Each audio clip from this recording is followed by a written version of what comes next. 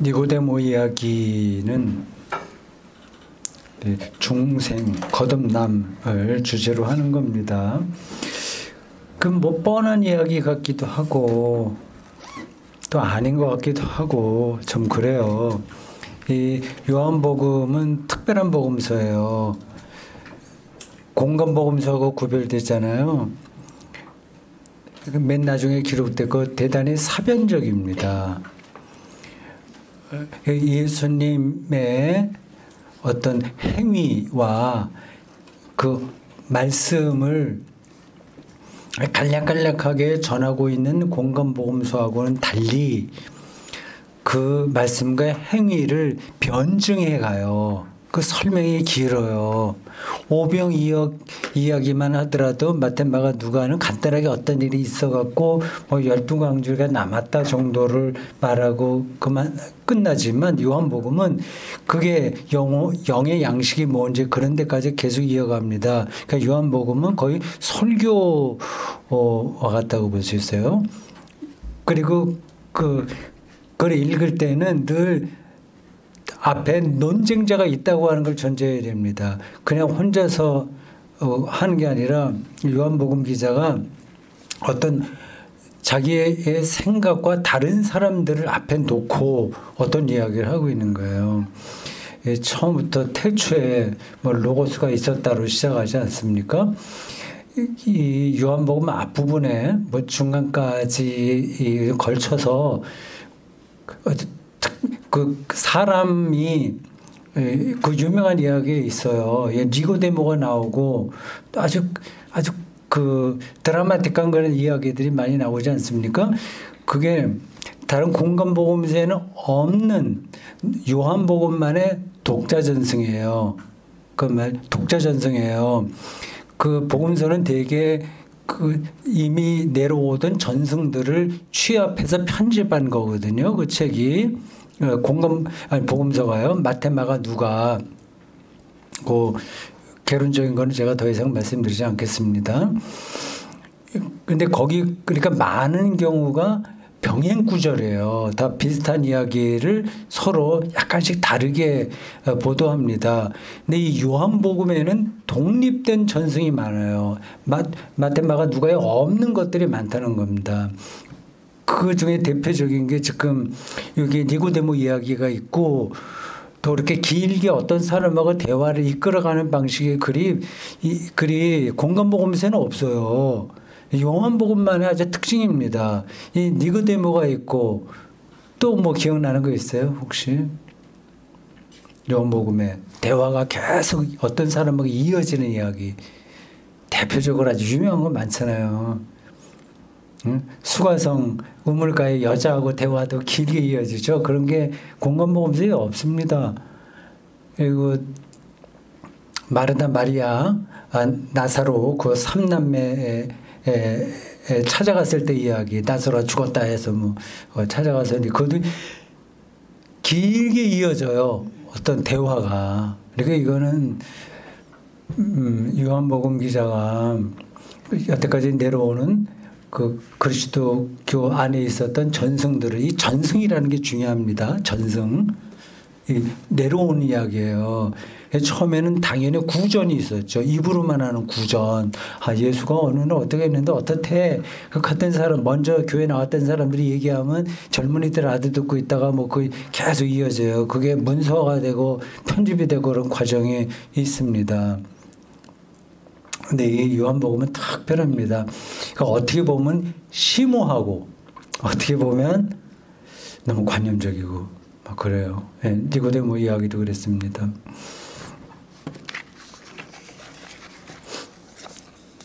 그 제가 설교자로 때까지 몇 년 살았나? 뭐 신학대학 73년도에 입학한 거 신학생 때야 빼고 목사 안수 받은 게 80년이니까 군목 갈 때요. 80년부터 지금까지니까 한 40여 년 설교자로 살았고 또 나름으로 또 신학자로서도 그런 뭐 어떤 길을 걷고 왔는데 아직까지도 배워야 될 게 많습니다. 이건 배워서 되는 문제가 아니기도 해요. 산다는 것 자체가 이게 비밀 투성이니까. 그러니까 흔한 얘기로 그러죠. 알면 알수록 모르는 게 더 많아져. 그러니까 지혜로우면 지혜로울수록 내가 이제 어리석네. 그걸 알게 되는 겁니다. 근데 기독교도 알면 알수록 모르는 게 더 많은 거예요. 영생 내가 오늘 뭐 아는 것처럼 얘기를 하긴 했는데 그 구도는 제가 아는 거죠. 근데 그게 실질적으로 나에게 얼마나 와 닿느냐가 중요한 겁니다. 그러니까 이게 시간의 연장이 아니라 죽음이 극복되는 거거든요. 죽음에 대한 근데 어떻게 죽음이 극복돼요? 죽음에 대한 공포, 두려움, 이게 심판이거든요. 그 심판과 구원 그런 것들이 요한복음에 반복되잖아요. 심판만 한다 그래갖고 막 사람들 쫄딱 망하고 뭐 사업 망하고 그런 걸 생각하시면 안 됩니다. 오히려 잘 되더라도 인생이 잘 풀리더라도 그건 심판받는 거예요. 잘 되는 방식으로 심판받는 겁니다. 그러니까 생명의 근원에 대한 어떤 영적인 감수성과 그 맞닿는 그런 느낌들이 없으면 인생이 정말 얼마나 지루한지 아시잖아요. 이렇게 지루한 걸 극복하기 위해서 어디 이제 막 치우치고 그렇게 사는데 영생이라고 하는 것도 제가 말은 하긴 했는데 내가 과연 죽음을 극복했냐. 기독교에서 말하는 복음이 핵심은 이거잖아요. 모모로부터 해방이잖아요. 죄와 죽음으로부터 해방인 거예요. 그러니까 예수를 통해서 죄와 죽음으로부터 해방이다. 이걸 여러분들이 화두로 삼으면 됩니다. 정말 내가 해방되어 있는 건지 죄와 죽음. 죄는 아시죠? 어떤 그 파렴치하고 부도덕한 일을 했다는 게 아니라 자기 연민이에요. 자기 집중이에요. 그러니까 자기를 중심으로 삼는 삶이 기독교가 성서가 얘기하는 죄입니다. 그렇게 돼서는 그 해방을 얻지 못하니까. 그런 문제들을 두루두루하다 생각하면서 정말 내가 자기 집중에서 벗어났고 실제적으로 앞으로 다가오는 그 죽음에 대한 두려움을 벗어났냐 하는 게 이제 영생을 우리가 아느냐 경험하느냐에서의 관건입니다. 근데 전체적인 줄거리는 그런 거였어요. 한두 가지만 조금 보충을 한다면 바람에 대해서 더 얘기하지 않겠습니다. 바람에 대한 제가 그 칼럼이 아니라 뭐 세상은 마술이다 뭐 이런 데서도 바람에 대해서는 많이 얘기했습니다. 바람 이 지구에 만약에 바람이 없다면 생명도 없는 거예요. 이렇게 계속 움직이니까 그 안에서 생명이 가능한 거죠. 신비로운 겁니다. 아리스토텔레스 그 진리와 형상 한마디만 더 보충할게요. 이 세계의 모든 형태들은 진료와 형상의 결합이다 이렇게 본 거예요. 진료는 메터리얼이에요. 형상은 폼이라고 합니다. 폼, 형상. 그러니까 우리는 형상은 뭐 형식적인 거 이런 생각하잖아요. 그 형식이 아니라 그 메터리얼로 하여금 어떤 형체를 갖게 하는 근원적인 힘 이걸 가리켜서 폼이라고 얘기하는 겁니다. 형상이라고요. 그러니까 우리 기독교식으로 얘기하면 그게 바로 하나님의 형상, 이미지라고 할 수 있고요. 플라톤으로 얘기하면 이데아였던 거예요. 또 에이도스라는 그런 용어도 있습니다. 그런 식으로 이 세계를 이해하는 겁니다. 그게 다 통하는 이야기예요. 그러니까 곰곰이 생각하면 제가 설교 시간에 얘기했습니다만 제가 이제 그 영천의 시골에 살기 때문에 이제 한 달에 한 번씩 서울에 올라오는데 완전히 다른 세계예요. 그 이제 봄이 되면 모든 게 이제 달라지는 게 이제 눈으로 이제 확인할 수 있어요. 너무 신기한 겁니다. 그건 뭐 다 여러분들이 느끼는 바지만 서울에 살아도 그걸 느낄 건 다 느끼죠. 근데 거기 이 땅에서 벌어지는 어떤 그거하고 나하고 원소의 차원에서 보면 다를 게 하나도 없으니까. 지렁이하고 나하고 차이도 없는 거고 그 원소가 나에게 왔다 갔다 하는 거잖아요. 그러니까 불교에서 얘기하는 뭐라 그러죠? 다른 걸로 태어난다는 게 뭐예요? 네. 거기 이제 그 불교는 과학적으로 굉장히 일리가 있습니다. 또 인간 심리에 대해서도 정확하게 뚫어보고요. 난 그건 뭐 좋은 점이라고 생각해요. 그러나 기독교는 그런 방식으로 접근하진 않아요. 근데 불교에서 얘기하는 윤회 네 이렇게 기억이 안 나. 윤회. 그러니까 땅 강아지가 됐다가 뭐 호랑이가 됐다가 인간이 됐다가 또 잘못하면 뭐가 되고 이거 윤회된다고 하잖아요. 그게 물리적인 차원에서 보면 옳은 거죠. 나에 있었던 것들이 다 독수리에게도 가고 가잖아요. 그래서 그들은 티베트 저기 어디 가면 그 승려들은 대다수가 조장을 할 겁니다. 죽음의 시체를 잘라갖고 이제 독수리에게 주는 거잖아요. 그러니까 인간의 몸이 이 물리적 현상과 독수리의 것과 뭐 다른 것들은 아무 차이가 없으니까 그걸 뚫어보는 거죠. 근데 그건 물리적으로 맞는데 그게 왜 그렇게 결합될 수 없는지에 대한 근원이라고 하는 차원에서 보면 똑같은 게 아닌 거죠. 그런 이제 아까 말한 형상이라고 얘기하고 우리는 창조의 능력이라고 얘기하고 그렇습니다.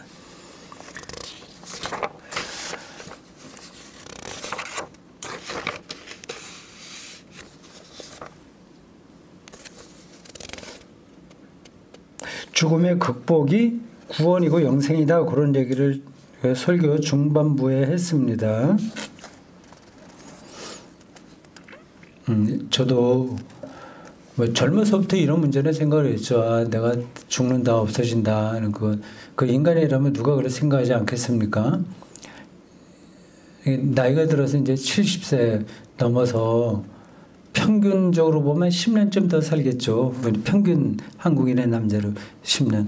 근데 10년 더 살까요? 못 살까요? 더 살 것 같죠? 모르지. 어떨지. 얼마 전인가 홍세화 선생이 돌아가셨네요. 한국의 가장 좌파 중에 좌파라고 하는 나는 파리의 운전수다는 그런 수필집도 쓰셨고 홍세화 선생이 76세로 돌아가셨네요.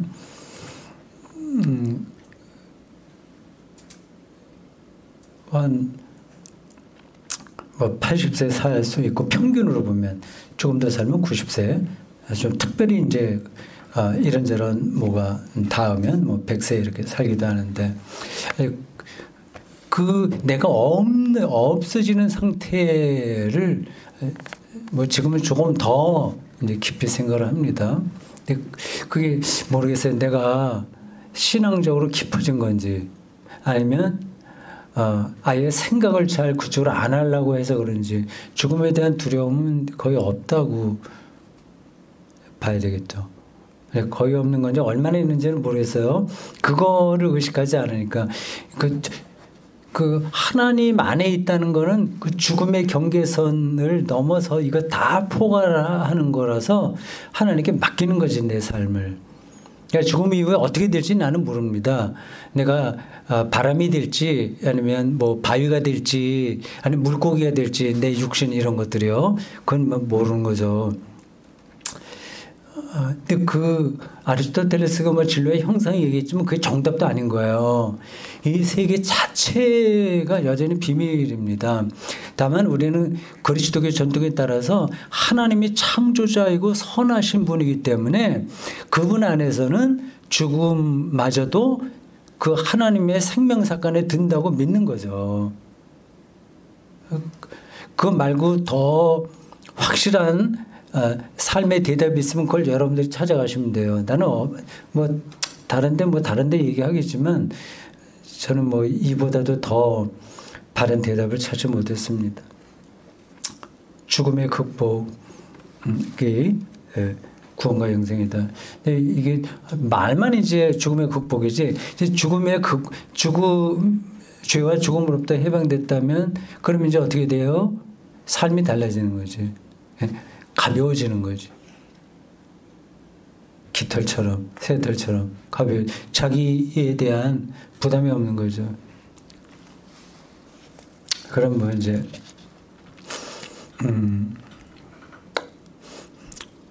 연민이 없어지는 거고, 나이가 들면 그 자식들이 막 찾아오기를 바라고 막 그러잖아요. 난 그런 건 전혀 없을 것 같습니다. 여러분들도 아마 그렇게 느낄 거예요. 자식들이 주변에서 얼씬거리지 않는 게 더 편안할 것 같은데, 더 자유롭고요. 그건 개인에 따라서 다르긴 하지만 영혼의 자유 뭐 그런 것들은 좀 더 느끼는 것 같습니다. 근데 이게 나는 잘 모르겠어요.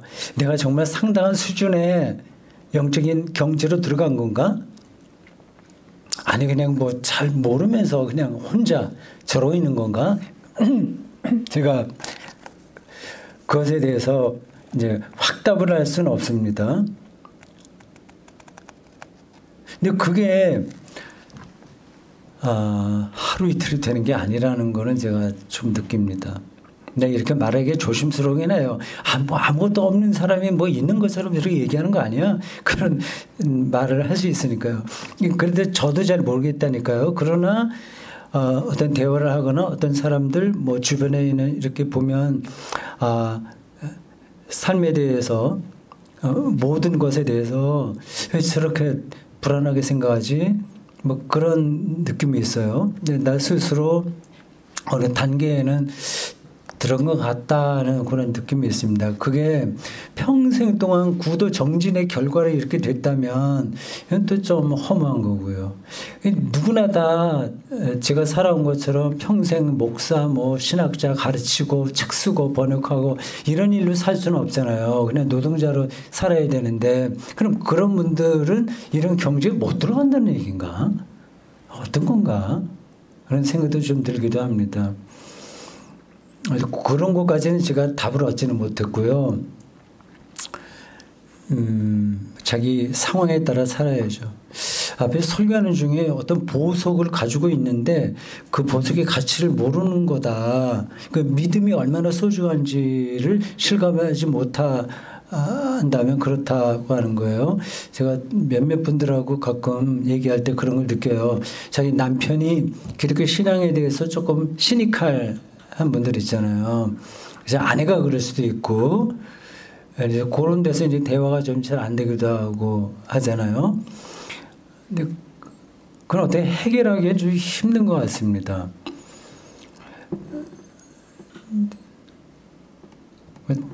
그게 이제, 그래서 기독교는 성령을 간구해라, 뭐 그런 얘기하고, 그 모든 것도 다 은총이다 얘기하고, 은총으로 그거를 느끼는 사람이 있고 없는 사람도 있고, 그건 어떻게 할 수가 없는 것 같아요. 그러니까 이 보석을 진짜 보석으로 느끼는 사람이 있고 못 느끼는 사람이 있잖아요. 그 어떤 영성가들의 일화 중에 이런 게 있습니다.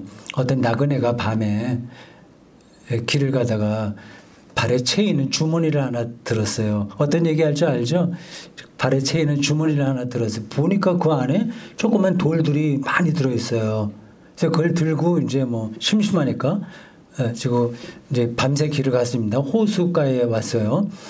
약간 이제 어둑어둑하던 게 이제 밝아지려고 하는 그 즈음이에요. 좀 쉬려고.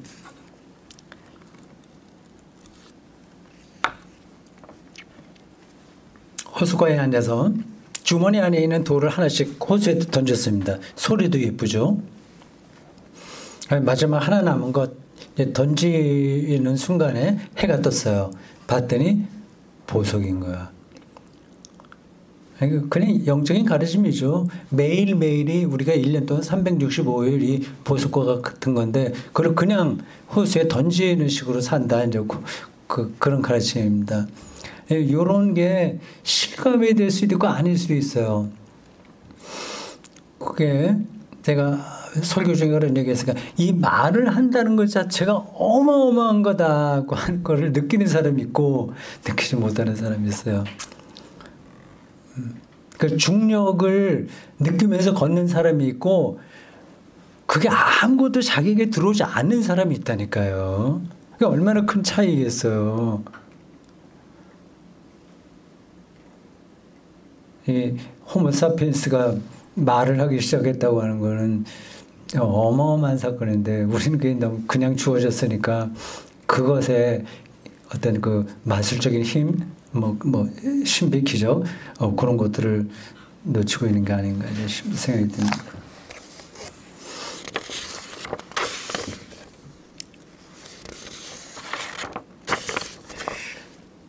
지금 55분인데 딱 마치겠습니다. 정각되면 그 예수님의 십자가 죽음이 기독교 신앙의 출발점이라고 얘기했어요. 그건 하나님 없음 경험이에요. 완전한 절망이에요.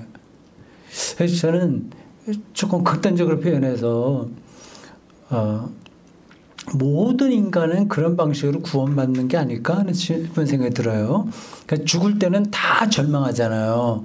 그 절망 가운데 들어갔을 때 그게 끝나는 순간에는 희열을 느끼게 되겠죠. 죽은 다음에 희열을 느낄지 않을지 모르겠지만 정말 폐암이 걸려서 죽겠는 사람이 숨이 딱 끊어졌어. 그러면 폐암의 고통으로부터 벗어나는 거잖아요. 이게 딱 떨어지는 비유는 아닌데 그 하나님 없음, 절망, 하나님으로부터 버림받음 예수의 사건에서 우리는 구원의 빛을 본다 그런 얘기를 했습니다. 근데 뭐 십자가로 죽은 사람이 많은데 그 얘기를 하다가 이 예수의 십자가가 특별한 이유가 있다고 말씀드렸어요. 십자가로 죽은 사람 무지하게 많습니다. 로마 사형법이니까 어떤 때는 5,000명씩도 막 떼죽음으로 십자가로 죽었어요. 예수만 죽은 게 아니라. 근데 예수의 십자가 죽음만 그리스도교는 특별한 의미를 부여하는 겁니다. 왜 그렇죠? 그 답을 쓸 수 있어요. 신대원 학생들에게 이런 논술 시험을 낼 수 있을 겁니다. 그 쓸만한 신대원 학생들 별로 없을 거예요. 예수의 십자가 죽음이 왜 일반 십자가 죽음하고 완전히 구별되는지에 대해서 뭐 그리스도론적인 시각에서 F용지 5장으로 써봐라. 그렇게 논술 시험을 낼 수 있습니다.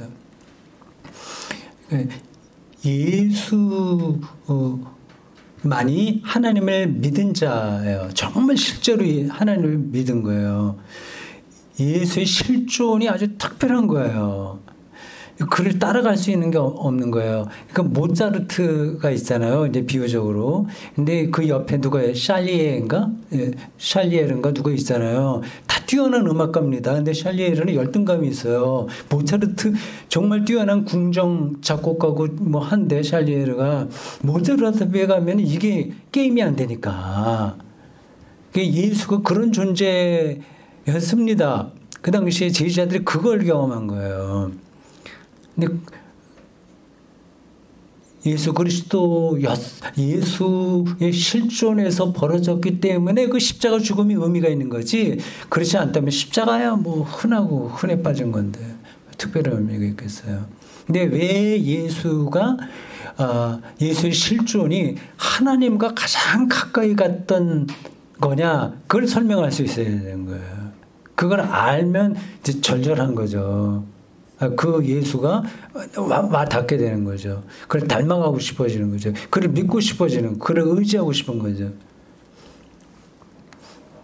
근데 이런 내용들이 일반적으로 그냥 교회 생활만 하는 사람들에게는 잘 와닿지가 않습니다. 그냥 형식적으로 교리만 머물죠. 질문하세요. 예전에 광화문 시절에 그때 종말에 대해서 많이 가르쳐 주실 때 제가 그 인류의 미래에 대해서 목사님 어떻게 생각하시나는데 굉장히 희망적으로 온다고 하셨어요. 그래서 뭐 하나님 항상 선하게 이끄실 거니까. 그러니까 오늘 말씀은 인류가 이제 뭐 지구의 변화에서 멸종할 수도 있다라는 식으로 말씀하신 거는 뭐 그냥 물리 법칙에 하나님이 지구를 맡겨놓는다는 거아니에요, 인간을. 그러면 그래도 역시 선하게 이끄신다고 우리가 믿어도 되는 건지 제가 잘못 이해하고 있는 건지. 글쎄 말입니다. 왜 그 옛날 것까지 기억해갖고 조금 골치 아프게 하시네요. 인간 멸종도 하나님의 창조와 계획 안에서는 선할 수 있어요. 그걸 포기하지 말아야 돼요. 그 광화문 시절에는 우리가 전쟁과 기아와 기후변화 이런 것이 있었지만 하나님께서 그래도 우리 어쨌든 인간을 그래도 살기 나은 쪽으로 이끄실 거라고 저는 기대를 했는데 그때 대답도 역시 뭐 그런 어떤 핵전쟁으로 다 멸망하더라도 그것도 역시 하나님의 계획 속에 있을 것이다 이런 말씀이잖아요. 그렇지. 예, 예. 15년 전에 제가 오해했던 거예요. 그때 그러면 내가 그때 말한 게 어떤 유토피아처럼 세계가 잘 살게 된다 그렇게 말을 했을까요? 그렇죠. 물질적인 건 아니지만 어쨌든 인간의 삶은 점점 하나님 선하게 이끄시니까 나아지는 방향으로 가지 않겠나. 근데 만약에 그 나아짐 속에 뭐 멸종도 포함될 수 있고 다 죽을 수도 있는 거라고 한다면은 좀 더 많은 생각을 해야 됩니다. 네, 그렇죠. 기독교가 창조와 종말을 또 기둥으로 합니다. 종말은 다 파괴되는 거예요. 뭐 끝나는 겁니다. 그러니까 인간 멸종도 이 에스카톨로지 종말론 안에서 받아들일 수 있는 거예요. 선하게 건 역사에 개입을 하는 건데 그 뭐 다시 빙하게 도래할 수 있는 건 하는 그냥 어떻게 보면 약간의 그냥 우주의 어떤 물리 법칙 아닙니까? 그냥 돌아가는 순서고. 그 진화론 있죠. 그것도 생물학적 메커니즘이잖아요. 근데 진화의 방식으로 하나님께서 창조하셨다 그렇게 말하면 틀린 거 아니죠. 이렇게 지질학적인 뭐 이런저런 물리적 원칙이 있어요. 근데 그게 100% 기계적으로 돌아가는 건 아니고 어쨌든 그 대원칙이 있는데 그래도 그 방식으로 하나님께서 세계를 완성하신다. 그럼 믿음으로 사는 거죠. 그리스도인들은. 그리고 현실을 뚫어봐야 되고 기후위기로 이건 멸종할 수도 있다. 이걸 우리가 어떻게 대처하는가 최선으로 노력하면서 투쟁하고 멸종하더라도 하나님께서는 선하게 우리를 이끄신다. 그런 믿음을 버리지 않는 거죠. 됐어요? 진화론 그건 인정하죠. 지금 서울신학대학에 유신 진화론 좀 인정했다고 해서 박영식 교수 이게 뭐 종교재판 비슷하게 벌어져서 처벌하려고 하던데 제 모교에 말이에요. 말도 안 되는 그러니까 창조과학회 그거 인정하지 비판했다고 해서 저렇게 밑보여가고 그러는데 진화의 방식으로 하나님께서 세계를 창조하셨다는 말 되죠 그거는? 네. 그러니까 과학과 신학이 반대도 아니고 똑같은 것도 아니고 서로 상호적으로 존중하면서 어떤 방향을 찾아 나가야 되겠죠. 오늘 여기까지 하겠습니다. 다음 달에 또 뵙겠습니다. 고맙습니다.